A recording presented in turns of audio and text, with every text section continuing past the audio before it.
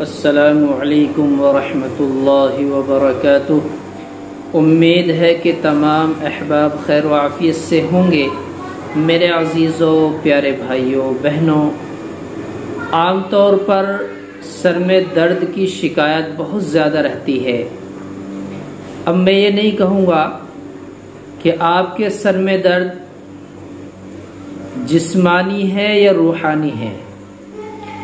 آپ کے سر میں درد قبض کی شکایت کی وجہ سے ہے یا ٹینشن سے ہے یا اور نیند پوری نہ ہونے کی وجہ سے ہے یا کسی اور پریشانی کی وجہ سے آپ کے سر میں درد ہے، کسی بھی طرح کا ہے، میں کوئی وضاحت سر میں درد کی نہیں کروں گا کیونکہ دوائی بتلانے نہیں جا رہا، میں آپ حضرات کو کوئی نسخہ نہیں بتلا رہا، میں آپ کو سر کے درد کی دعا بتلا رہا ہوں، سر کے درد کا عمل بتلا رہا ہوں۔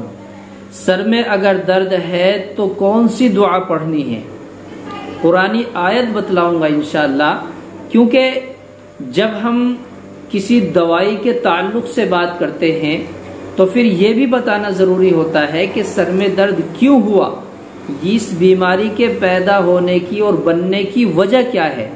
لیکن جب کسی وظیفے کی عمل کی بات ہو، دعا دم کی بات ہو، تو پھر وجہ معلوم نہیں کی جاتی، بس قرآن نے وضاحت کی اور نبی علیہ الصلوۃ والسلام نے اس کو ہمارے سامنے پیش کیا۔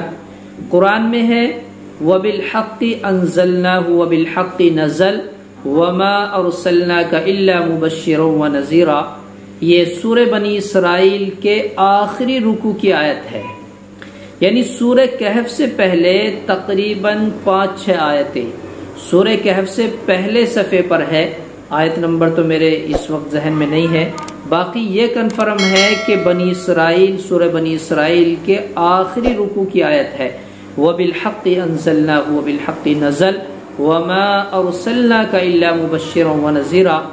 آپ کے سر میں درد ہے تو آپ اس دعا کو پڑھ کر دم کر لیجئے، 11 مرتبہ پڑھیں، اول آخر 3 مرتبہ درود شریف پڑھیں اور دم کر لیں۔ اگر خود دم نہیں کر سکتے تو پانی پر پڑھیں اور اس پانی پر پھونک مار کر اس پانی کو پی لیں، انشاءاللہ شفا ہوگی۔ قرآنی آیت ہے اور یہ مجرب دعا ہے، بارہا میں اس دعا کو پڑھ کے دم کرتا ہوں، الحمدللہ اللہ کے فضل و کرم سے شفا مل جاتی ہے۔ آپ حضرات بھی اس عمل کو کریں گے، انشاءاللہ شفا ملے گی، یقین شرط ہے، اللہ کی ذات پر بھروسہ ضروری ہے۔ اللہ عمل کی توفیق عطا فرمائے۔